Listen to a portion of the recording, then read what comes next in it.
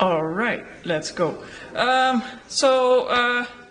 presented this afternoon, and yesterday morning I presented our plans for the climate impact label.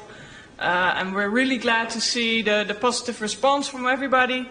I'm also really glad to share that this morning all of the OEMs participating in the group, as well as Aerotuf and TFI, they have signed a MOU that we want to really make this happen. So I'm really glad to be able to say this. But then what? Okay, we have this label, it's not there yet, how are we going to implement it? So I'll run you quickly through this. And if you have any ideas about this or want to join us, please let me know. So this is the label, and like I said, we're going to launch in 2025. I wanted to say that it would feel like a personal failure if we cannot launch it by 2025, but actually I think it's a failure of all of us if we cannot do this. So please join me on this effort. I really think we can make this happen and make an impact while we're working on it. But okay, launch in 2025. Do we have another view on what the future will be like in terms of sustainability and ULDs? Well, I asked yesterday to you what your dream is for the ULD industry, and when I look at myself, I am dreaming of an all-encompassing sustainability platform that becomes the standard for every ULD out there. So it shouldn't be only the three aspects that we're working on right now, which are the most relevant ones, but I really want it to be a platform that really tells the story of sustainability, and for those people that are not that familiar yet with it, are really able to understand more about the sustainability of the ULDs, which will also help us to us as OEMs to work towards the shared goal, which is in the end what we're all working on, right? And then sometimes I'm thinking, okay, we only make ULDs, right? The aviation industry is so big, the share we have in this is so small, what are we actually doing, right? Well, on the one hand, we all need to take part in this, right? If everybody thinks like this, it will never work. So everybody does their own share, such that together we make an impact. But also, what I found out last year is, well, I thought we could follow a standard to make this label happen. Well, what I found out, there is no standard yet. How can it be, right? I mean, ULDs are just one of the many products in the aviation industry or whatever industry, but there's no standard on how you should set up such a label.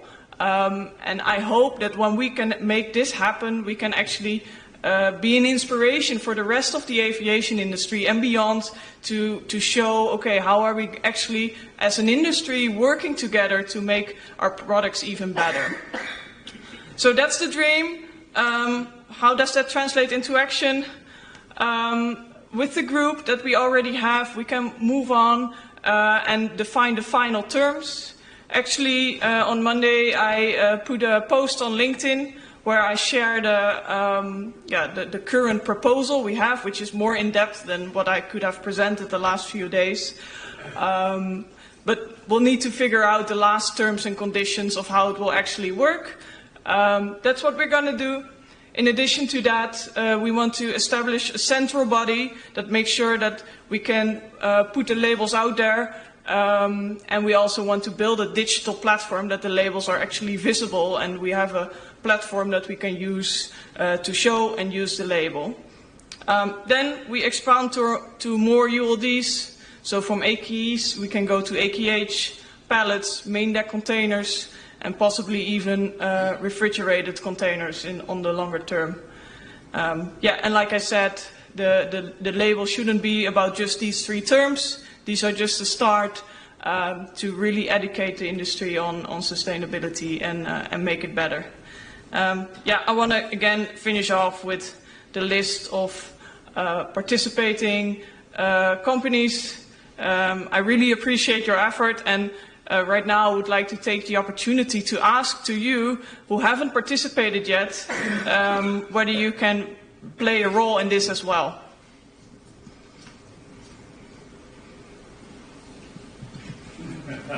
Any volunteers? can start pointing, but I don't know whether that will work.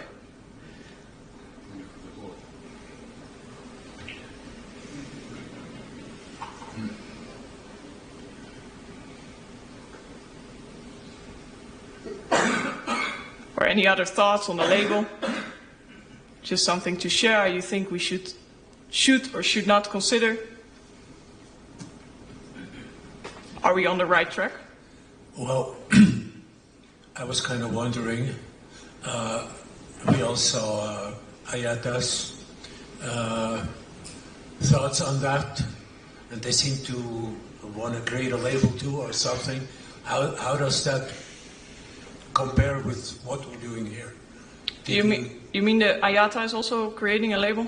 Well, I wasn't quite clear what they're creating, but they're also working on basically on a parallel track. Yeah, that's right. So is there any link with those groups that may exist or thoughts? I was just wondering.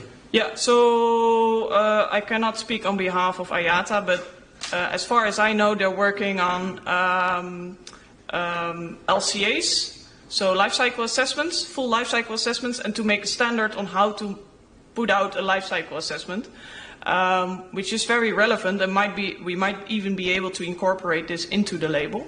But I know they're currently not focusing on ULDs yet. Okay, thank you. I'm probably going to be shocked in a dark corner for saying this, but obviously this will have to be for new ULDs, at least in the beginning. But as you know, these units can last 10, 20, maybe even 30 years in some few cases. Have you given any thought if, like we did when we introduced OBLNs through the ULD board, the damage limit sticker, if as a kind of a secondary step that you want to include also for existing ULDs? Has that been discussed at all? Wait, I don't really understand your question. What's your point? Sticker. Sticker to add it to the ULDs already out there. Yes, correct. All right. Okay. Yeah, we haven't considered this yet on how to do this, but it makes sense that all the products out there already can at least be scored on the label. Whether it makes sense to actually physically put on a sticker on all of them, I'm not sure. But I think it would be good that at least the owners of these ULDs would already know how they're performing right now, such that when they would procure new ULDs, they would know whether they're improving or not, right? So definitely it should not be only new ULDs, but the existing ones should also be able to be scored. Okay. Thank you, Frode. Anybody else? Yes. Oh, okay. I could probably do it without a microphone anyway. Yeah, the ball doesn't seem to go over too well, so. But what's the plan for... Hold on. You mentioned it for all the containers, but what's the plan on nets and straps?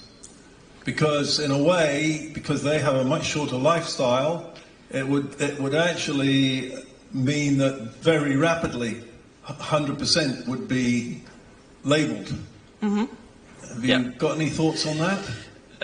I do have thoughts. I don't have any plans on this. To be honest, we focused on containers. Also from our perspective, we are container manufacturers, so this is where our experience lies, our knowledge lies. But yeah, to be honest, I think the principles of this label, when we have it out there, it makes sense to extend it to these types of products as well. So still, for me, I'm not an expert on this, but for those companies that are an expert on this, we can join forces to work on those things. Well, if you would put it on nets, no. If you would put it on nets, there is already a label that is put on by the manufacturer with all kinds of data on it. I think it would just be another symbol on that if you go that way, I would suggest. Yeah, makes sense. Yeah. I can only support that, so let's make it happen. Ben?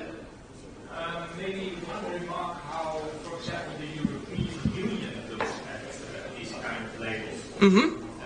We had a quite nice discussion in the ISO committee about these labels. And at a certain point in time, the European Union says, for example, for our refrigerators, we don't accept any refrigerators beyond level F anymore. Mm-hmm. So they are not allowed to be sold in the European Union.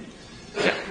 Is this something you are maybe considering discussing with EASA? Because that would make a very strong case then. Such that products that have label F cannot be sold anymore, you mean? Yeah, so that is the case for refrigerators, for example? I think that's a valid point, but to be honest, I don't think that will work because right now we're focusing on AKEs, and like we discussed yesterday, we will include both fire-resistant ones as well as non-fire-resistant ones. There might also be reasons to include like an extra shelf or whatever to an AKE, and then automatically it goes down. So I think then really useful products wouldn't be able to be sold. And right now we're also not at the point that it's compulsory to put this label on any product. It's a really, the OEMs can decide for themselves whether they want to put it on a product or not. So also I know that the EU is less stringent on business-to-business products. So because you can invest a bit more time when you procure a container rather than a refrigerator that you just need for your home, right? So, yeah. Thank you.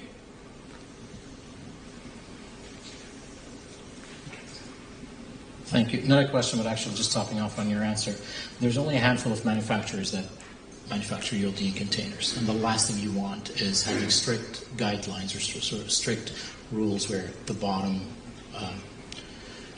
efficient containers are ruled out. You could potentially eliminate players, and you put airlines and operators in a position where up front, where that unit is affordable, you put financial hardships on them where they have to pay more for a label to purchase more efficient containers. Whereas fridges, you've got multiple operators, multiple manufacturers, and a lot more options. I wouldn't go as far as being as strict as B2C rules, European rules, but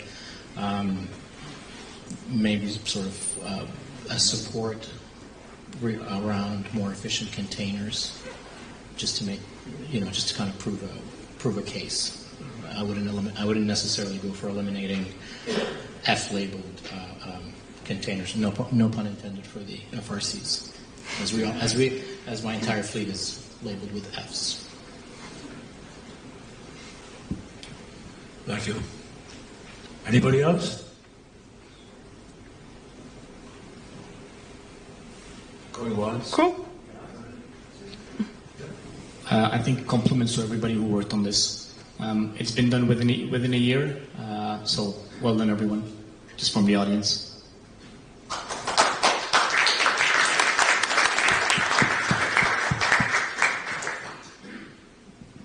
Is that it for your presentation? That's it, yes. Well, thank you very much. And for those who weren't around, we didn't actually announce it. We did have a signing by all the participants between breaks.